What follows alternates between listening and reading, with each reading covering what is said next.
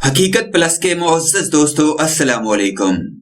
برینٹن نے جو کیا اس کے لیے وہ سزائے موت کا مستحق ہے۔ آسٹریلوی دہشت گرد برینٹن ٹیرٹ کی کزن کا بیان بھی آ گیا۔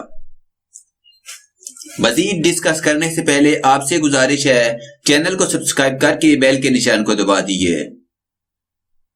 نیوزی لینڈ کے شہر کرائسٹ چرچ میں 2 مساجد کو نشانہ بنانے والی آسٹریلوی دہشت گرد برینٹن ٹیرٹ کی کزن کا کہنا ہے کہ برینٹن نے جو کچھ بھی کیا اس کے لیے اسے سزائے موت ملنی چاہیے۔ انہوں نے کہا کہ برینٹن ٹیرٹ نے معصوم شہریوں کی جان لی ہے، اس لیے وہ بھی سزائے موت کا مستحق ہے۔ واضح رہے کہ اس سے قبل برینٹن کی دادی کا رد عمل بھی آیا تھا۔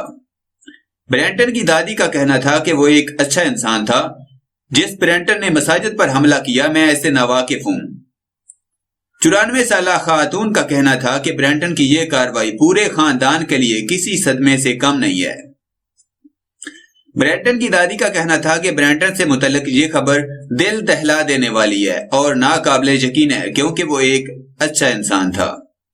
وہ ہمیشہ سے رحم دل تھا اور سال میں 2 مرتبہ ہم سے ملنے بھی آیا کرتا تھا۔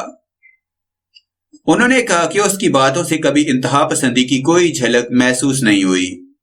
میڈیا رپورٹس کے مطابق برینٹن کی والدہ پیشے کے اعتبار سے ٹیچر ہیں۔ جب حملہ ہوا اس وقت وہ ایک مقامی اسکول میں انگریزی کا لیکچر دے رہی تھی اور تب ہی انہیں علم ہوا کہ ان کے بیٹے نے 2 مساجد پر فائرنگ کی ہے۔ دوسری جانب نیوزی لینڈ کے شہر کرائسٹ چرچ میں دہشت گردی کا شکار ہونے والی النور مسجد کی بحالی کا کام تیزی سے جاری ہے۔ مسجد میں کام مکمل کر کے کل نماز جمعہ کی ادائیگی کو ممکن بنانے کے لیے حتی الامکان کوشش کی جا رہی ہے۔